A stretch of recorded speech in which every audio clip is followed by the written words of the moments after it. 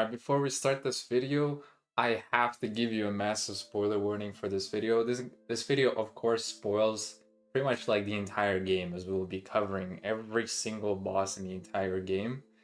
I highly encourage you to go play Silksong. This game is absolutely amazing. I enjoyed every second of it.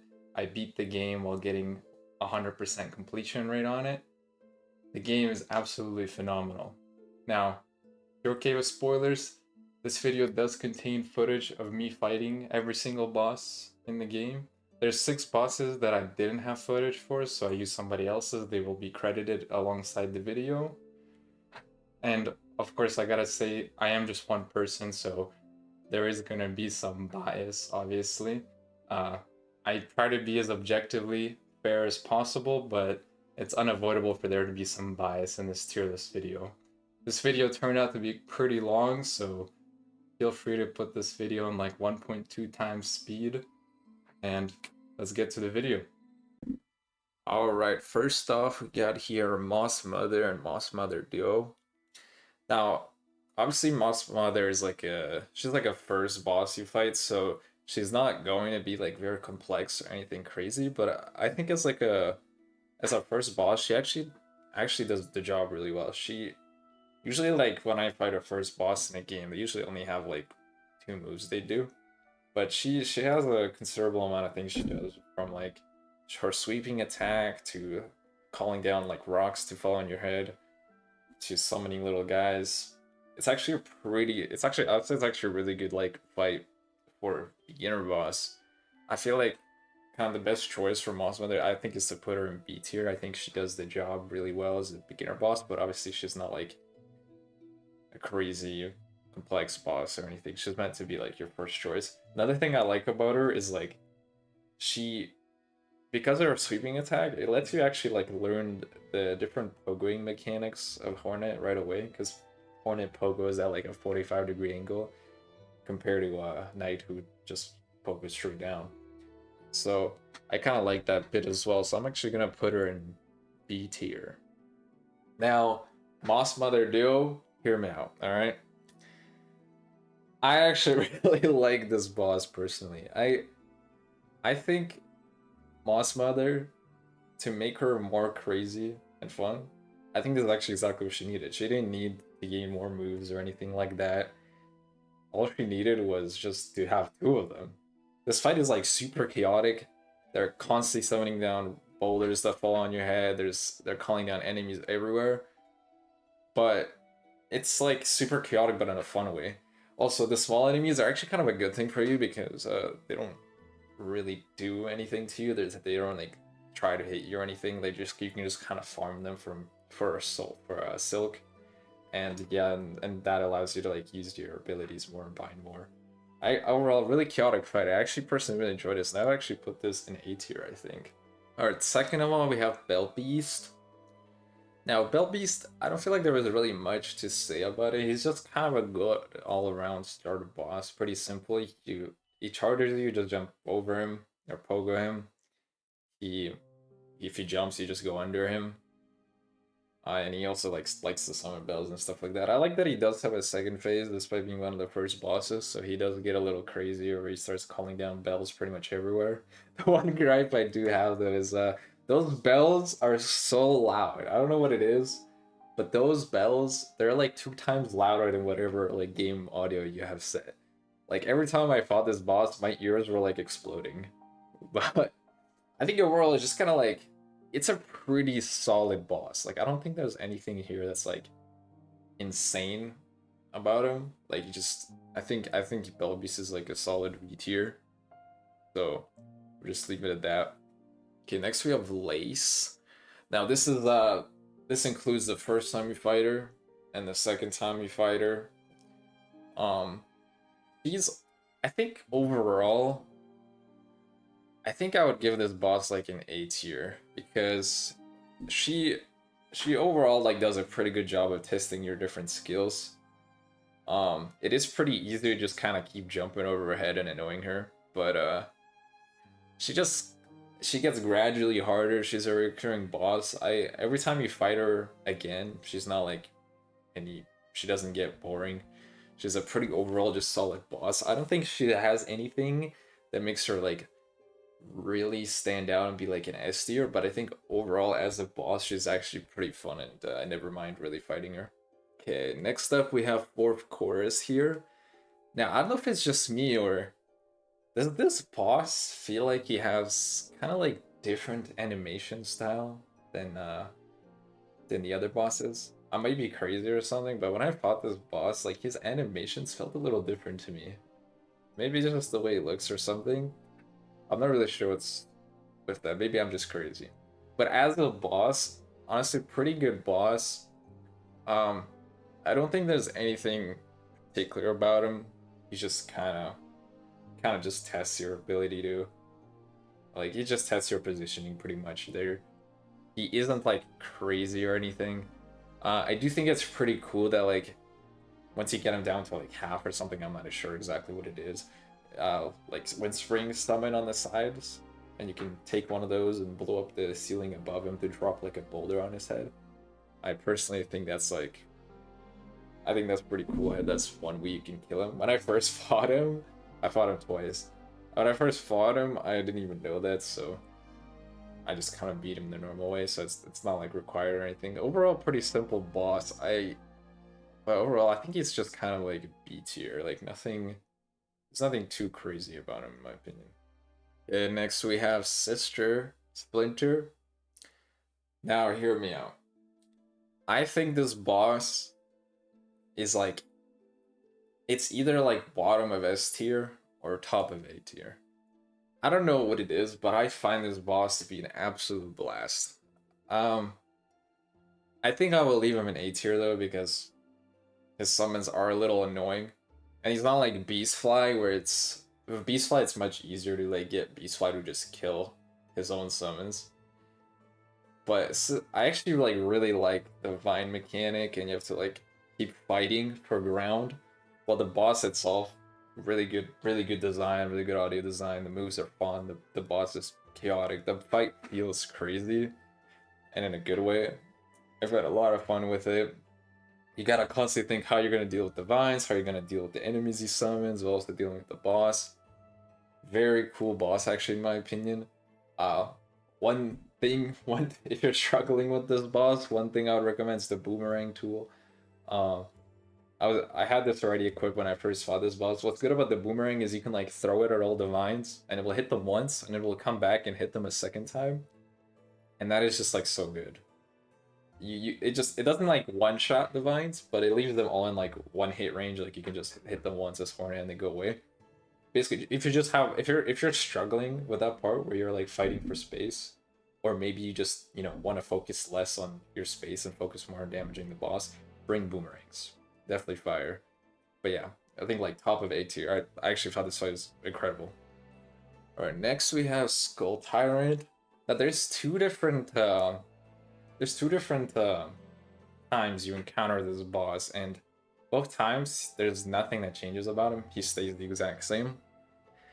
Now, this boss is super easy. Like if you die, if it takes you more than 3 tries to beat this boss, then I'm sorry to hear that, because this boss, you should be taking you just one try to beat. He's very simple. His moves are very obvious. When he's about to charge you, he like runs in place like a cat sleeping on like the kitchen floor, like very obvious. And then when he like stops doing anything, he's about to jump, you just go under him.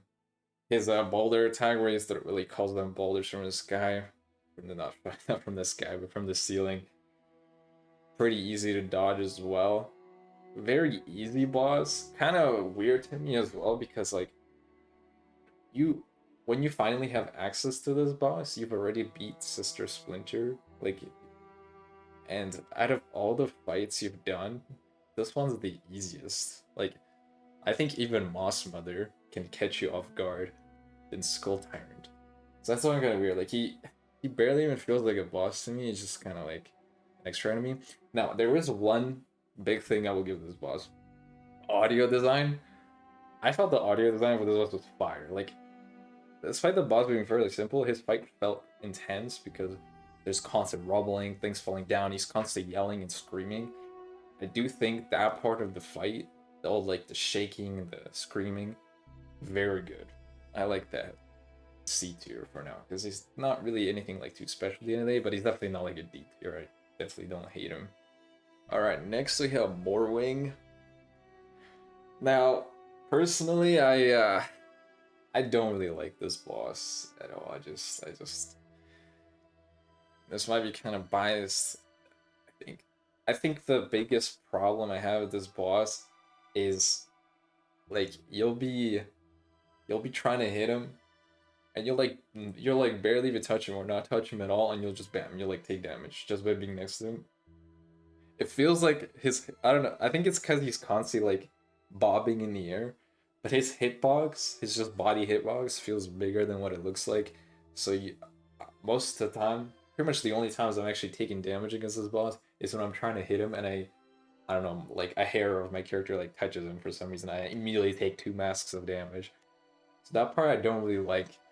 As a boss, it's kind of like fine.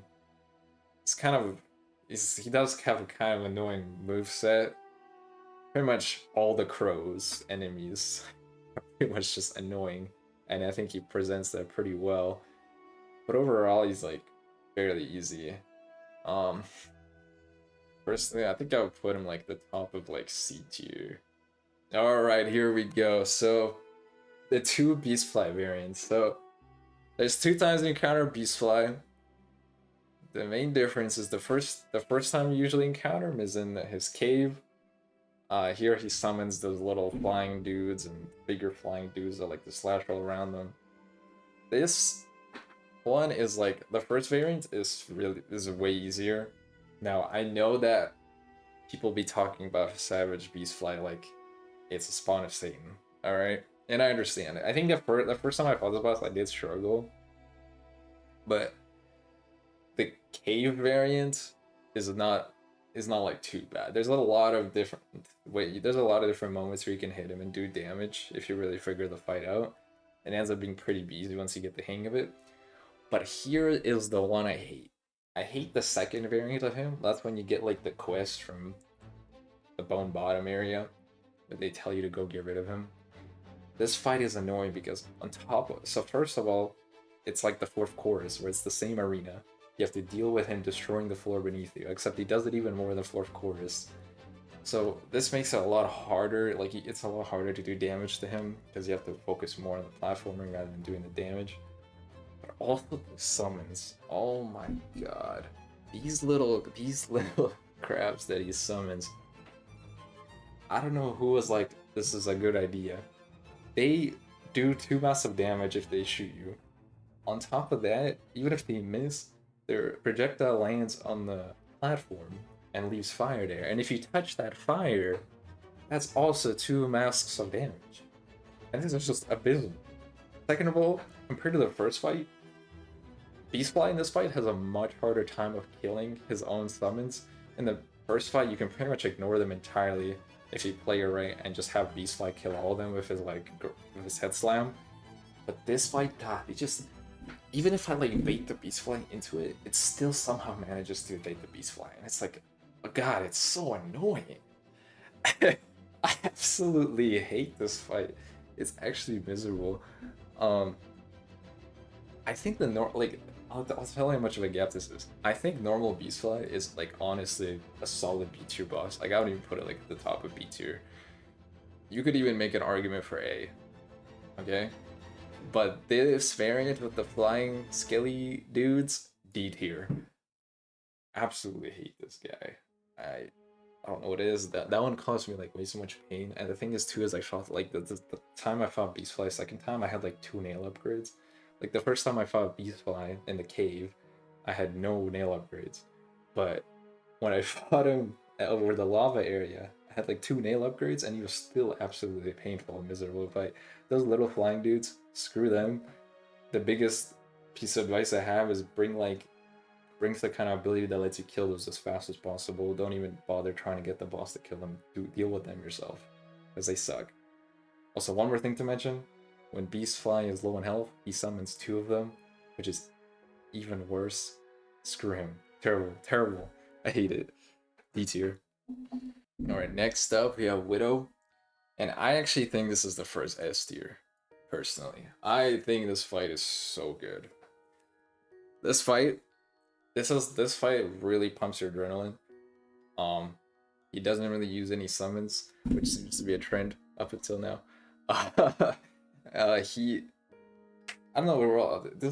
It's really hard to say much about this boss. Like this boss kind of speaks for himself. Like it's really chaotic. You're constantly thinking about the different trajectory. Like he throws bells at different angles. You have to keep thinking about their trajectory while also focusing on damage on the boss. And sometimes he does a good job of punishing you for too close.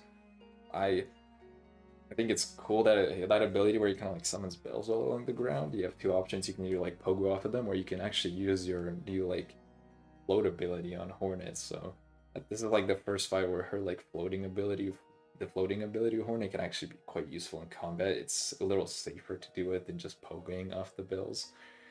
So I think that's really cool. The fight overall, got peak. I absolutely love this fight. I fought him 2 times, played the game again, and this fight was still an absolute blast. Definitely S tier. Love this fight. Okay, next up we have Great Conchflies. And this boss, I actually kind of like this boss. I'll put this boss like at the top of B tier, and so this is the kind of boss where I consider like a gimmick fight, where like it's obviously you can clearly see where the Conchflies are going. This might be hard. This might be hard at first for like a new player, but once you've beaten this boss once, he becomes a complete joke afterwards. Until we get to Ranger Conchfly. But overall, I think it's actually really cool. I think it's cool how, they just kind of, they're not necessarily focused on hitting you. They're just kind of focused on digging all over the arena with the two of them. They also shoot those little spikes at you, which I know a lot of people hate those, but to be honest, they're pretty easy to dodge. I think this boss is very easy. Like up until this point, there's definitely harder bosses. But they're overall pretty fun. I think this boss is fairly unique. Well, there's another boss we'll get to that's similar, but overall, I think I give this boss like a solid B tier. I don't think there's anything like super crazy going on here, but yeah. And next up, we have Raging Conchfly. Now, I don't have footage for this one, but I'm not sure what I'll show on screen.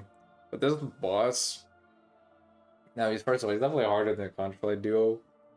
I thought what's cool about this boss is how he actually summons other little Conchflies to help him. And he kind of sends them at you, and that's like an extra level of the dodge, where he sends them at you and then he sends himself at you. In this fight, it really feels like he's angry that you killed his brother or whatever, like. And yeah, he's way faster this time, he's crazy. This boss is definitely way harder than the Conchflies, which he should be, because when you encounter this boss, it's like towards the end of Act 2 already, so the first time you fight this boss can even be in Act 3, so overall, I think overall this boss kind of like just in the same spot as a regular Conchflies. I don't think there's anything crazy going on here. Alright, last judge. S tier. Come on. This boss is so good. I absolutely love this boss. He starts off simple, but his moveset quickly picks up once he starts spreading fire everywhere. He's pretty fair. If you just equip the magma bell that you can buy in the deep dogs, this boss becomes way easier. Because by default, all his fire tags do like 2 massive damage, but the magma bell just makes all his fire damage only do 1 massive damage. So if you're struggling with this boss, just go get the magma bell. There really shouldn't be much of a reason other than that you're like really struggling. Now he is overall a difficult boss. Magma Ball does make him a lot easier, but he is so fun. Once he goes like phase 2 and starts, all his attacks have like fire spread everywhere. This fight feels so chaotic. He gets even more enraged where he starts flicking his thing even more and spreading fire all over the ground, and you have to carefully position and dodge. I thought this boss was so good, personally. I do also think it's super funny. Little spoiler, warned, how he self-destructs at the end. I personally haven't died to it because I've died to this kind of thing before in other games. So I was like, when I killed him, usually when I kill a boss, I'm pretty suspicious of the boss, so I stay away from them just by you know, because I'm traumatized at this point from other games. So I didn't fall for it personally, but I've seen so many funny clips where people like just got obliterated by his explosion at the end, and that was so funny to me. That part is really funny. And the boss overall just S tier. Absolutely love this fight. Really good. And next we have Cogwork Dancers. So this boss is very similar to the Great Conchflies. Um, you would counter this boss not soon after Great Conchflies too if you didn't, you know, skip the Great Conchflies. Uh, this boss is required, unlike the Great Conchflies, but overall this boss is very similar to Great Conchflies. Like I don't, you know, I do, I would say this fight is better than Great Conchflies because just like the overall theme, the music, once you kind of know the backstory too, it's a little like hard. It touches the heart a little bit. Uh, it's a pretty interesting boss, and it's sort of it's like really kind of sad when you kill one of them and you see the other one just struggling to do anything as he lost his partner. He has like no rhythm. He just becomes kind of an easy. It just kind of becomes easy to finish him off afterwards. I like that, you know, first they're like synced, then they speed up, then their third phase is they like desync, so they attack at random rates, and then fourth phase is just it's one of them's dead. Overall, this fight feels almost more like poetic, more than it does like a boss fight. I do think I would actually give this fight like a low A tier. I do think it's got more going on than the Great Conchflies. It's like the Great Conchflies but improved upon. Really good fight. And Green Prince is pretty much the exact same. Honestly, there's not really much else. The main difference is like that you can only damage the Green Prince and you can't damage his other half. So overall, like it's definitely harder.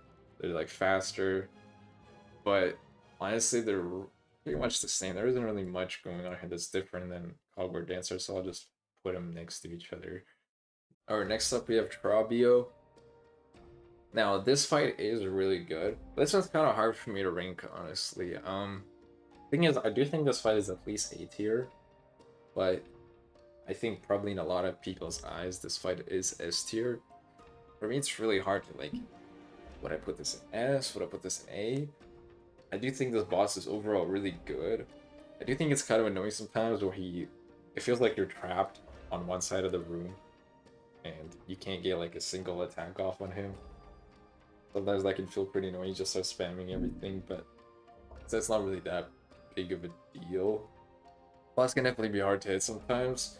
When you're first fighting too, you kind of like test your skill in a different way. He punishes you for doing a lot of things that you would do against other bosses, like for example, pogoing against them is much different, and he has like counters to do against you for that. Now I do think this boss is like, I think in terms of theme, this boss is awesome. He's like a whole performer, and when you kill him, he like over exaggerates his death. He's like, Trobbio! He like collapses on the ground and pretends to be dead because if you walk off screen and then you come back, you'll see him like slowly getting up and he'll immediately drop back down and keep pretending he's dead, which is super funny. Uh, this boss like doesn't take the fight seriously whatsoever. He's just there to mess around, and I kind of respect that, honestly. Uh, so yeah, that's what I'm thinking, like A or S tier. I might as well talk about Tormented Trobbio as well then. Tormented Trobbio, pretty much the same thing to me, is just simply harder. Like, it's much of the same, they just simply made him harder, but I do think like Tormented Trobbio is a very tight fight. It feels really good. You have to be really precise with your movements. That fight really feels crazy as well. That fight was really fun, if not more fun than that, and than Trobbio himself. So, you know what? I'll put them in S tier, I think. If by the end of this list it feels like they don't belong in S tier, obviously this list might change a little bit by the end. I might change my mind on some things, but we might move some things around. But I think this was he deserves S tier, I would say. All right, next we have this goddamn abomination of a boss, Broodmother. All right, this is one of those bosses where, you know, every P game like Silksong has to have that one atrocious fight that just sucks. That's just cancer. I absolutely hate this boss. First of all, it's already annoying that you have to fight through like 2 or 3. You have to fight through like 3 waves of enemies just to fight him. And this boss, they just kind of took everything that's annoying and just put it into one boss. First of all, he spits that annoying ass sludge at you that you have to break out of. That takes like 5 hits to break out of. It feels like forever. Second of all, his dive. The way he dives, it's really hard to dodge, and the hitbox feels massive. The first few times you'll fight this boss, he'll hit you like every single time to dive, and you'll be like crashing out. Now, even if you just dive, here becomes the other problem. He likes to summon his stupid little like flies right before he goes through his dive. So now on top of dodging his already cancerous dive, you have to also avoid the little crappy enemies he summons as well. Oh my god. I don't know. I think this boss is an absolute abomination. This is definitely D tier for me. Like, I just can't stand this boss. Luckily, he didn't take me much. He only took me like 4 or 5 tries. But I found those 4 or 5 tries to be absolutely miserable, and I wanted to be out of there as soon as possible. So, D tier. Next, we have this great chef Lugoli. Now, this fight, I don't think it's anything particularly special. Like, I would put this fight like C tier at best. It's just kind of like an extra fight. You do have to do him if you want like a pale oil, but it's kind of one thing that's interesting about this boss is he can apply the bile effect to you, which can completely remove your ability to heal. Now, I think you can get the Wreath of Purity before fighting this boss if you want. I don't actually know if you can access it. I don't really remember what this boss even was. I fought him, but I forgot. My footage for him got corrupted, so you might see something else. I do think it's really funny how he has an attack where he dives at you with his ass. That's pretty funny, to be honest. But one thing that's annoying about him, he is a flying boss, and every flying boss in this game just loves to bop up and down and be annoying and keep shifting their hitbox, so you accidentally jump into them. But yeah, I don't really think this boss is all that special at the end of the day. I would just give him like a C tier. Alright, next up we have second Sentinel here. Now this boss I think is pretty fun overall. He shares a lot of similarities to Lace in my opinion. He has kind of like a dash attack. He has an upwards whirlwind attack. He has like his rapid stab to the side, but he does also have some differences. Now, I do think this boss is very good and very fun. I'd put this boss in either like A or B tier. Now I don't think he's like, I don't know if he's like really as special as the bosses we have in A tier. I know he's very similar to Lace, so theoretically speaking, he should be in the same tier as her. But I feel like up until now, you've fought similar bosses to him, including Lace. So it's kind of hard to rank. But, you know, if he was in B tier, I'd put him like at the top of B tier. But I do think this boss probably deserves A tier. It's overall pretty intense fight. So I think I'll just put it in A tier for now. Okay, next we have Signis Gron.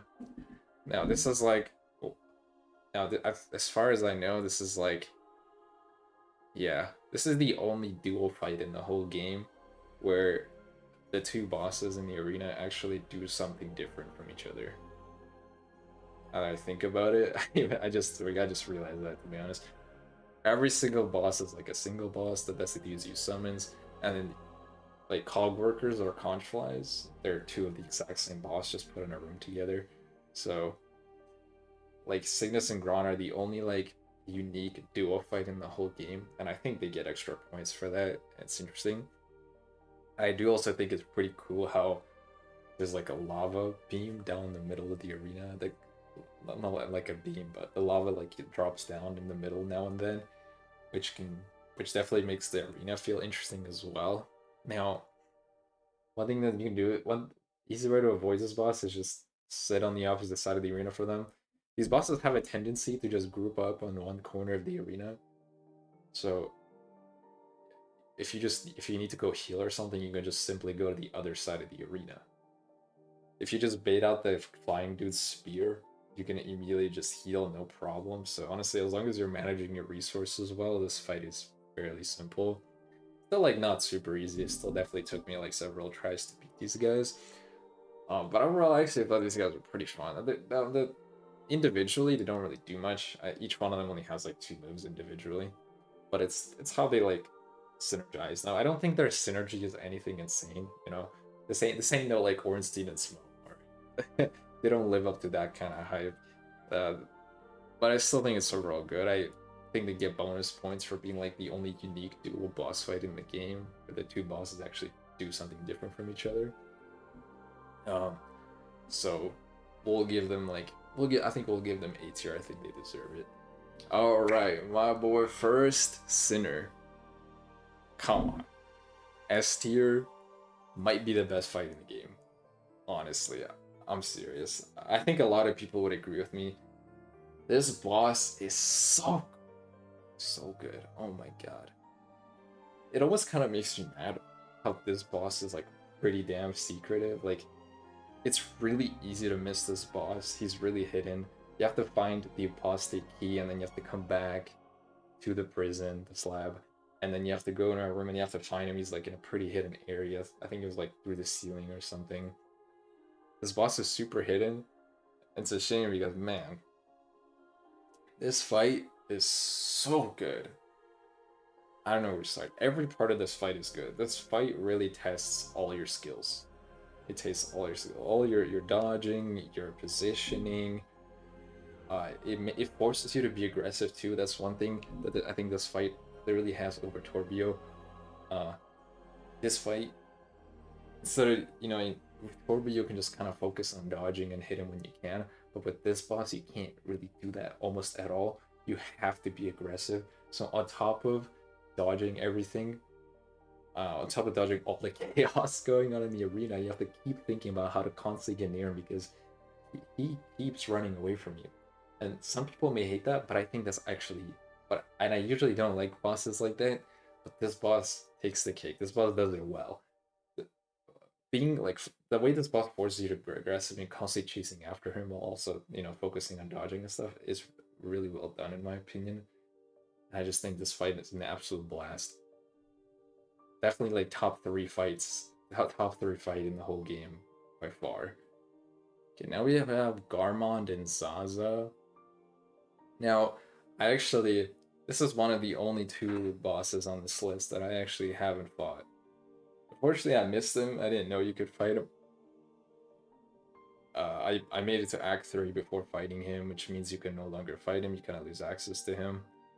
So, unfortunately, I missed out on this boss, but I did see a video of somebody else doing it. I might show it here on the screen. It seems like overall it's just kind of an average fight, honestly. It's kind of, what I noticed, it's kind of, you have those spikes on either side of the arena that you can kind of just drop him into, but that like works more in your favor than it does in his favor. Just kind of seems like an average boss. I don't think there's anything like particularly crazy about him. I think he's like a B or C tier, like bottom of B tier. Next we have the Void Garmond. Now this is pretty big spoilers to the story if you didn't find this guy. So in Act 3, unfortunately, he gets taken over by the Void. His little pet is fine. His little pet asks you for help and to put him out of his misery. And this is honestly so depressing because, as we know, for following his story, he's like the last survivor of his village, and up until now he's been going around helping everybody, trying to restore his village's honor. And in the end, even as the last survivor, he ended up passing away, unfortunately, being taken by the Void. And it was really sad. Now I do think it was necessary for a character like him to exist. Like, the Void is a super dangerous thing, and this character really shows you the consequences of your actions, right? Like, you weren't carefully unleashed the void in the world, and this character is one of the characters that suffers for it, which I think is right. The void is dangerous. The void, you know, it doesn't pick favorites. It's evil, and so it's gonna hurt you. It's gonna take friends away from you. So I think that this is very emotional. As a boss, he really doesn't do anything special. Like, he just kind of spams like the void projectiles at you and stuff, which every boss does. As a boss, it's like bottom of C tier, but it's not. But this boss isn't really about the boss fight.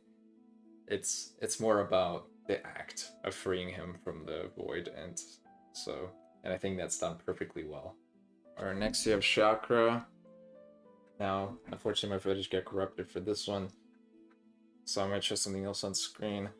But this fight, I think, out of like the different NPCs you fight, like Second Sentinel or Garmond Zaza, I think this one I would say is actually probably the best one, to be honest.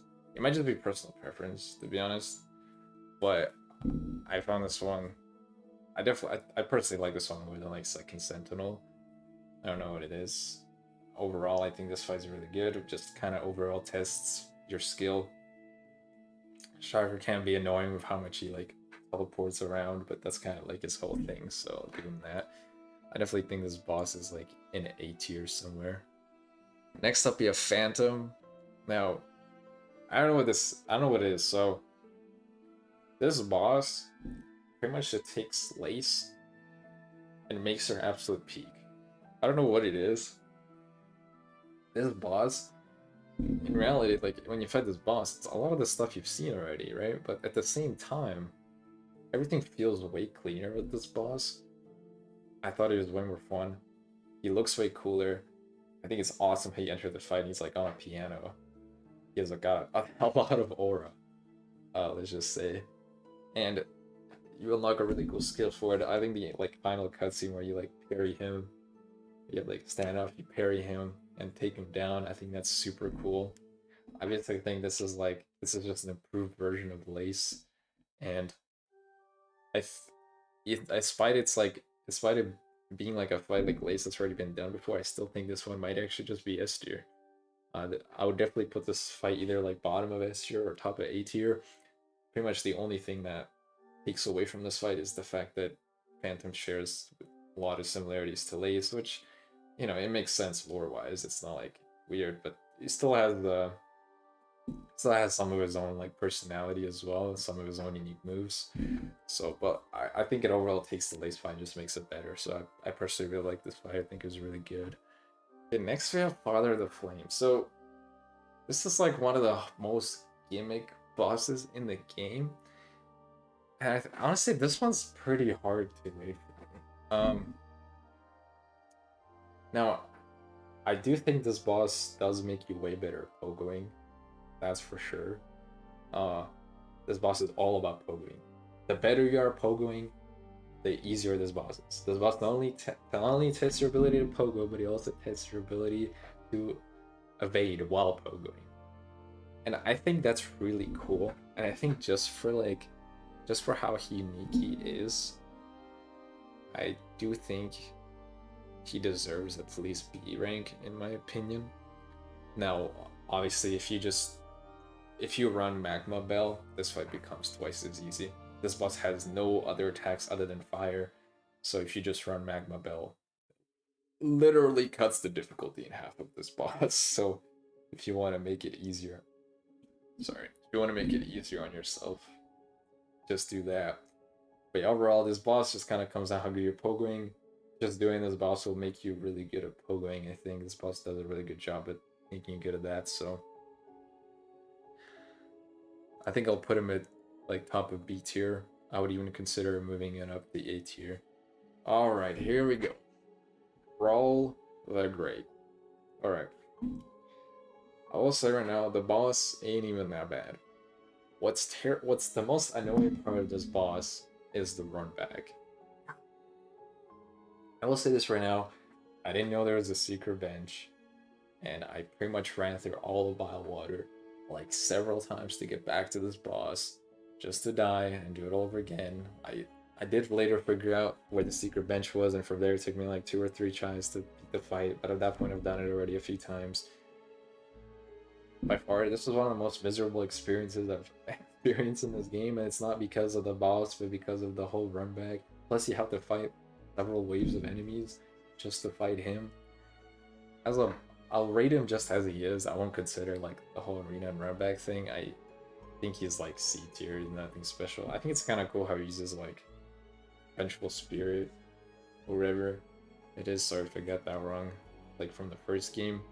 I do also think it's cool how when he like does his like sucking ability, you can throw a bomb in his mouth and you get like a unique Easter egg where he takes a lot of damage with the bomb in his mouth, which is pretty cool. Like as a boss, he's honestly fine. The problem is that the problem is not even the boss; it's the run back and everything. And honestly, if it wasn't for the atrocious run back, I might even put him at the bottom of B tier. I do think he does. I'm not gonna like let it slide. I do think he loses a couple points just because of the atrocious run back towards him. So I'm not letting that slide. All right, that would cause me a lot of misery. But yeah, C tier. Okay, Mother of Silk. All right. So this is the last boss we have here for Act 2. She kind of hard to range, so she's very similar to Radiance, obviously, if you played Hollow Knight. She shares a lot of similarities, but I actually personally like her more than Radiance. I don't know what it is. I just kind of overall like her moveset more than Radiance. To me, it was more fun. So that I kind of beat her too fast. I kind of want to replay the game and fight her again.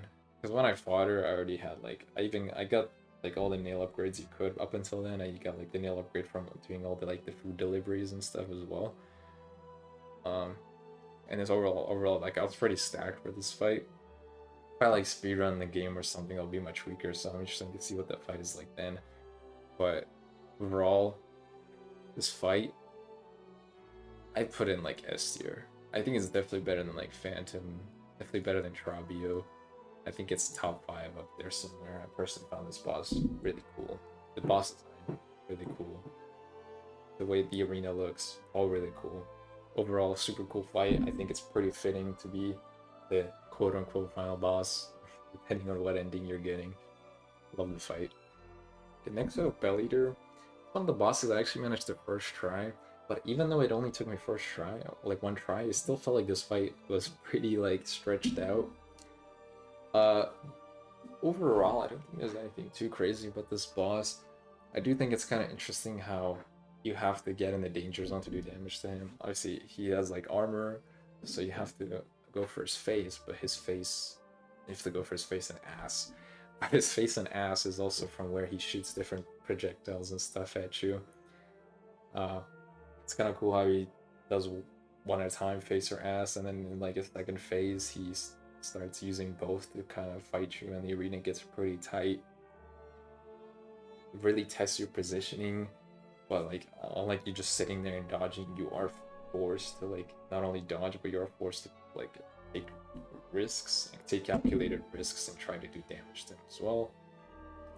Overall, I think this fight's pretty good. I would put it in like, I think I'll put this fight like top of B tier. Okay, next we have Voltwyrm. I would just say this right now, like, this is a snooze fest. Alright. I think you can encounter this boss at the end of Act 2, but I encountered him in Act 3, and this boss just didn't do anything. He only has 2 moves. Maybe he summons his shock everywhere, or his beams, and I beat this boss first try and it without even really struggling. Like, this boss is so easy, and like at that point in the game when you encounter this boss, it's kind of like a joke because at that point you've fought so many more difficult bosses, and this boss just kind of feels like filler content almost. So I think this boss is pretty lame overall. Like, just there isn't really much going on here.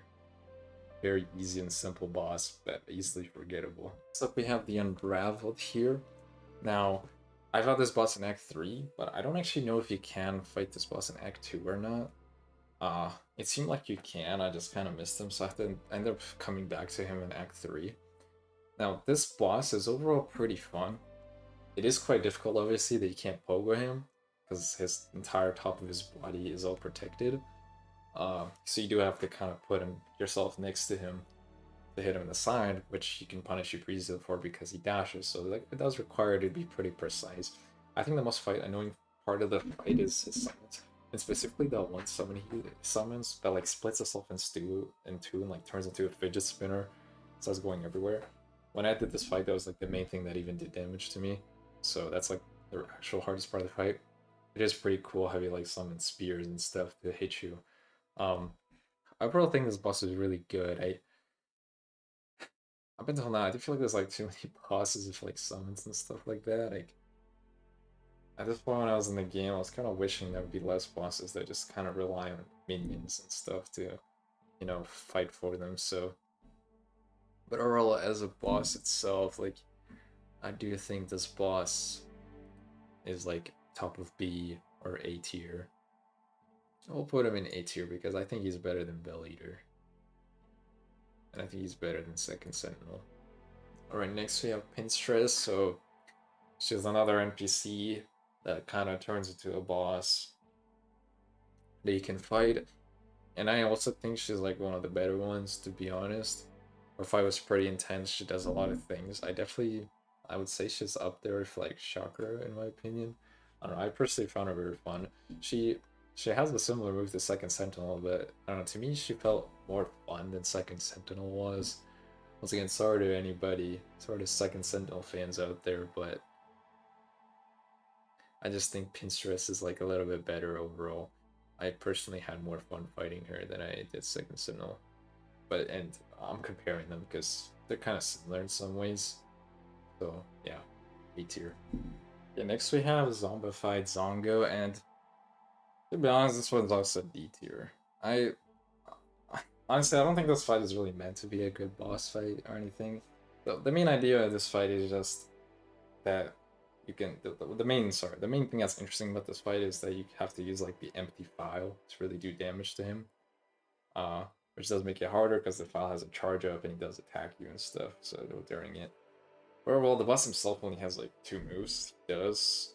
The only thing that makes the boss interesting is using the empty file on him, but he's not really even, it's like hard, he's not even like almost merely meant to be a boss. Like he's more like a elite enemy that's just, you know, one of a kind. Like the only reason he really even counts as a boss is because there's only one of him in the whole game. So, but honestly, that I don't think that's a bad thing. Like he's not. And when you fight this guy, you don't really even see them as a boss. I think it's fine that he's in D tier, right? Alright, next we have Gurr the Outcast. This boss was really interesting. I thought it was pretty crazy that tracking him took like 5 to 10 minutes, and the entire way to track him was like filled by his traps. I thought that was interesting. The boss fight itself is also pretty good. You really have to test your positioning. He just kind of throws traps everywhere. He's honestly fairly simple. He doesn't have like really that much going on, but something about him makes him really fun for me anyways. You know what? I actually personally found this boss really fun. I don't really know like anybody else's opinion on this boss is. Like he's pretty simple. All he really does is just kind of throw traps around and like try to dive on top of your head or something. But I don't know, I personally found this fight really fun regardless for some reason. So I'm kind of tempted to give this one like A tier.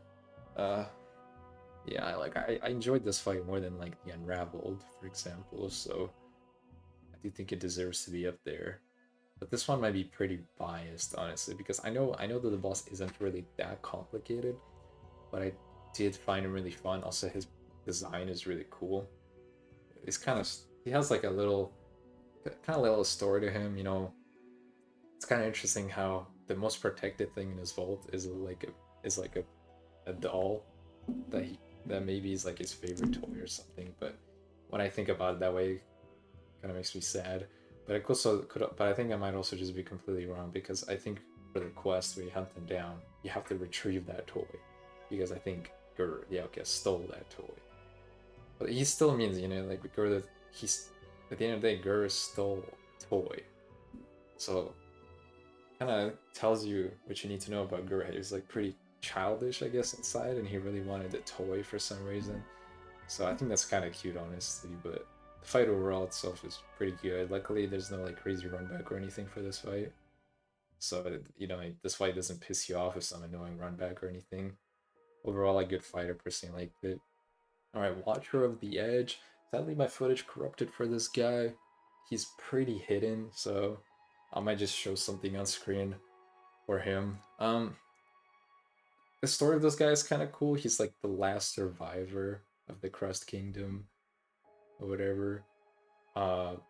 It's kind of he's actually his fight is pretty cool. He has you know, compared to like when you fight Crust King, the minions that look like him, they don't use the same moveset of him. Like this guy's a little unique. He can dive really far at you. I like his like uppercut ability. I think that's pretty cool. But overall, he doesn't really have that much going on. Like I think he only really took me like a couple of tries. He does do a really good job of following you. So if you want to heal, you have to really make a lot of distance. I do also think the setting of the arena is cool for some reason. Like being kind of on the edge, filled by sand. Just like a sandstorm going by and you're just fighting this guy. It has like that vibe of two nobodies fighting over nothing at the end of the world thing, if you know what I mean. So I gotta think I think the vibe and the aura is top of the line in this fight. And honestly, it's kind of hard to rate for me. He's like a secret boss, and all he really gets momentum for killing him. But he's actually like pretty damn cool. I think the idea and the feel of fighting him is cooler than the boss fight itself even is. I think just the setting and atmosphere is what like makes this boss feel super cool to fight. And it kind of makes me put this boss like kind of makes me want to put this boss in A tier.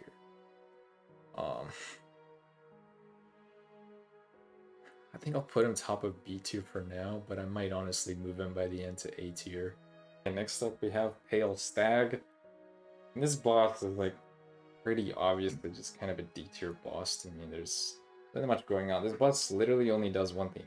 He runs away and summons flying discs that fly. That's the entire fight. He's more of just like a mini boss leading up to Green Prince. Like,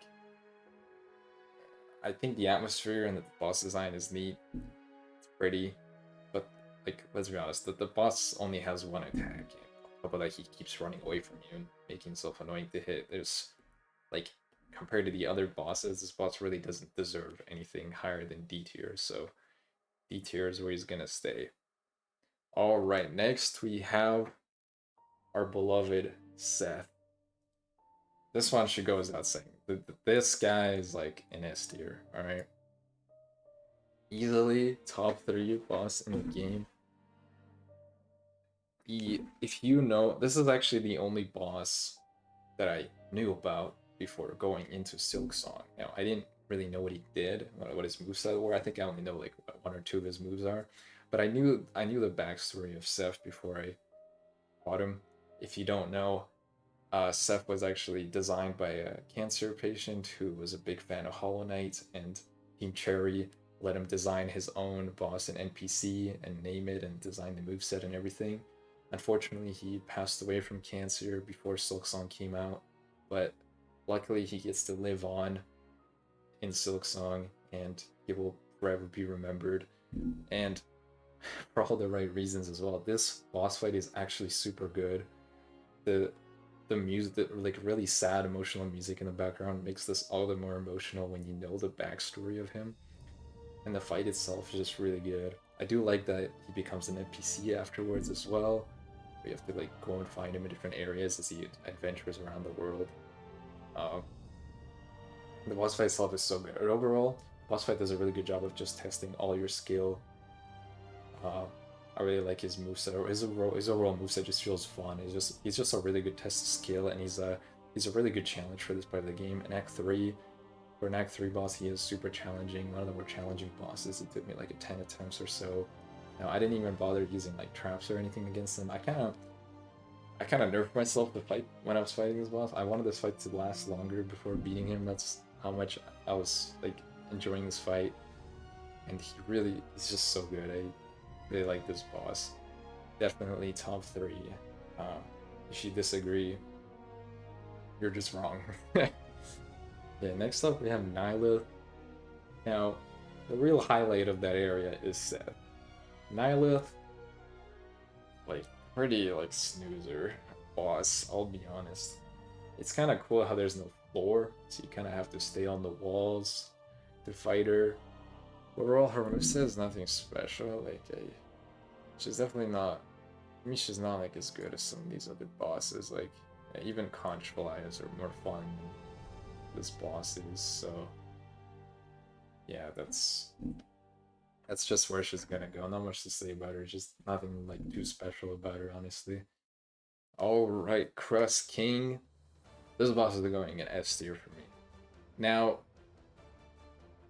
the way to the boss, that's the worst part.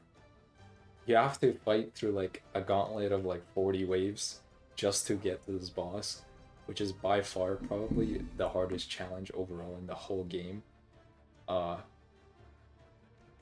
Honestly, I had actually a really easy time. I actually managed to get through the entirety of the gauntlet in only 3 tries, and I actually first tried the boss as well.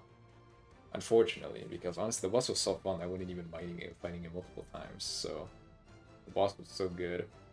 Luckily, it is optional, technically, because for the final quest, you need to get 3 hearts, but there's actually 4 different enemies or characters you can get hearts from in the game, so if you really don't want to do the gauntlet, you could just skip Crust King and do the other 3, which I think are all easier, because they don't have a terrible, like, gauntlet to go through. I think the atmosphere of that whole area is really cool. The whole underwater atmosphere is so cool that I almost kind of wish that there was a whole area that looked like that instead of it just being like a gauntlet room with the boss at the top. But anyway, enough of the arena. The boss itself, oh my god. Oh, this boss was so fun. This boss, I don't know what it is. He has so much aura. He's really cool. His ability is cool. He just summons Crust out of spikes out of everywhere. And as the fight goes on, it starts speeding up more and more, and it gets chaotic. He starts summoning Crust everywhere. By the end of the fight, it's absolute chaos. He's summoning spikes everywhere. You're dodging everywhere. The arena's getting tight. The adrenaline, like the pace and the adrenaline is like really picking up as you do this fight. Even though I beat him in 2 tries, the run was still like, it was still like 3-minute. It was like a 3-minute fight. The fight in which 3 minutes in a boss fight feels like forever. And God, I don't know. I personally love this boss. I really hope this is one of those bosses where I really hope that Team Cherry adds some kind of like Pantheon or like Pantheon room or something, just so I can fight only the Crust King without doing the whole gauntlet. Because now, I love this boss so much, but if I want to fight him again, I have to do that entire gauntlet of enemies again. If I play through the game, I have to not only make it to Act 3, but I have to do that entire gauntlet of enemies just to fight this boss again. And that thought right there, that makes me like sad and almost, because this boss is so good. For me, he's top 3 for sure. Next up, we have Skarrsinger Karmelita, S tier as well. God, another absolute banger boss. God, I think what's fun is with this boss, it's really easy to stay in the air by just pogoing. Pogoing is really good in this boss fight because she kind of like, when she runs through and someone's like spikes to the ground, you can like pogo off of them. Staying constantly grounded against this boss will get you killed. She's really strong if you're just staying grounded. So you're kind of like encouraged to constantly stay above her head, but still being careful because she does have attacks that she can hit you out of the air from. And I don't know, when the movement in this fight, the way you're moving to fight this boss feels really good. Like when you fight this boss and you're doing good against her, it feels like you're really good at the game. I don't know what it is. This boss makes you feel like you're truly cracked at this point. Like all the skills and everything you've learned up till now, it feels like they're all shining in this boss fight. I don't know, this fight felt super good to me. The boss herself, super cool. Her voice, amazing. The singing's awesome. The whole theme of the fight's awesome. How you're like an arena. I do think that you have to fight like the 3 little waves of enemies. You have to fight a little annoying, especially those 2 big bodyguards. They just keep kind of floating away from you, and you're trying to hit them. But honestly, at this point in the game, your nail is pretty strong and stuff. So these enemies are no longer like as a problem like they were in the early, and like they were, in the early to mid game. But the boss itself, so good. Another, definitely. I've been saying top 3 for a lot of these bosses, but I think at this point I have to make a top 5 because there's just so many fire bosses in this game. It's really hard to rank them. Next up, we have Crowfather, and all I really have to say about this boss is his design is cool. I don't think the fight is that good. This is another boss that just kind of heavily relies on like his minions to fight for him, and he has one of the most annoying minions in the game because it's crows. Every crow enemy in the game is annoying. They just keep flying away from you, and even with triple nail upgrades, the crow enemies are still pretty tanky for some damn reason. So like, you can't even kill them really easily. The boss himself is like fairly easy on his own. He does like 3 different things. I think it's cool when he like throws chains everywhere as he's hanging in the sky. That's a pretty cool move. Boss himself is not bad. I just don't like how he uses minions, and as far as I know, those minions are part of the fight, so I do have to consider them here. And just because of that, it's like pretty hard for me to rank this boss. I think the boss looks really cool, the arena is cool, but just these minions, these fight minions, at this point they're just like, it's too tired of seeing them. I feel like by the time we finally fight this boss, it's just becomes kind of overwhelming. Like I'll put him, he's either like, I'll put him like either top of C tier or maybe somewhere in B tier. Probably gonna have to revisit this one. Alright, Lost Lace, the final boss of Act 3. Now, this boss, I think she deserves S tier. She's like around Mother of Silk level. Now, I don't think she's like, I'll say this right now, I think like Mother of Silk is more fun boss than her. Like, once again, this is Lace, but you fight Lacing. They're like your 3rd time fighting Lace. So a lot of similarities, but this time she's even crazier and she ends up using Void and stuff like that. But I don't think her movesets are all that crazy. Like, I do think she is an S tier boss, super fun, but I don't really think she's as fun as some of these other bosses that are in S tier. Like, I think she's outclassed by a lot of them. I don't know, this might be just personal preference or what, but honestly, when I was going into this boss fight, I was kind of hoping that I would be fighting like an enhanced version of Mother Silk instead of Lace, you know? I like Lace and all as a character, but like, I don't know. I was kind of, I would have preferred to have like an enhanced version of Mother Silk instead of Void Inflicted Lace as a boss, so if she's like S tier, then she's like at the bottom of S tier for me.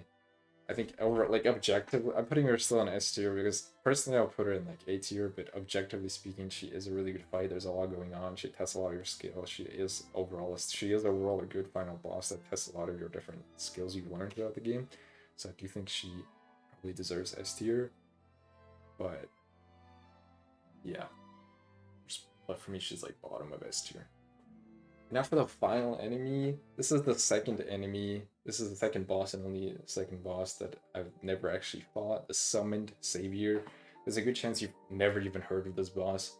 So this boss, supposedly, it's only accessible in Steel Soul mode. So you have to beat the game, play the game on Steel Soul mode. I'm not sure exactly where this boss is, but you can only fight him in Steel Soul mode, which is kind of interesting. They added a boss that's exclusive to that.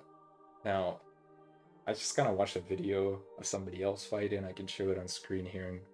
And the boss is honestly nothing special. He's just kind of like a void mass that is more mobile and just kind of shoots projectiles everywhere, like every other void enemy. So, like, to be honest with you, this is like a C tier, maybe D tier boss. So honestly, I'm not really too worried about going and fighting him. There's not really much going on with this boss. Alright, so I changed up the tier list at the end here a bit after more consideration. So I gave the Cogwork Dancers and Green Prince more credit, so I put them at the top of A tier. I ended up moving Phantom down a tier because after watching the footage I realized honestly I don't think he quite deserves S tier, but I still think he's a fun A tier boss. But I think Cogwork Duo Sister Splinter is still better than him.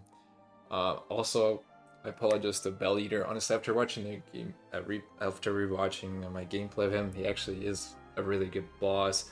Problem with him is I beat him first try, so I didn't really remember him too much. But honestly, he actually has a really lot going on, so I ended up moving him pretty high up to the middle of A tier. Also for S tier, I pretty much arranged every boss from the one I like the most to the one I like the least in S tier. So you can go ahead and see that for yourself. The top 3, or let's just say top 5, is First Sinner, Seth, what's her name? Skarrsinger Karmelita, Khann, Crust King, and Last Judge. So those are my top 5. Other than that, I moved things around a little bit. Like 4th Chorus, I moved them up a little bit. And Father of Flame, I moved them down a little bit. So just kind of minor changes other than that. In each tier, I tried to put from like best in that tier to worst in that tier as well. So, alright, for those who just skipped to the end of the video, here's the final tier list. I would like to hear in the comments about what you guys think of this tier list. Of course, there's going to be a little bias. I'm not pretending that there isn't going to be. I would also love if you guys liked and subscribe. It would help a new content creator like me a lot. If you would like to use the template that I created to make your own boss rankings, it will be in the description below. That's all I have to say. I wish you guys a good day.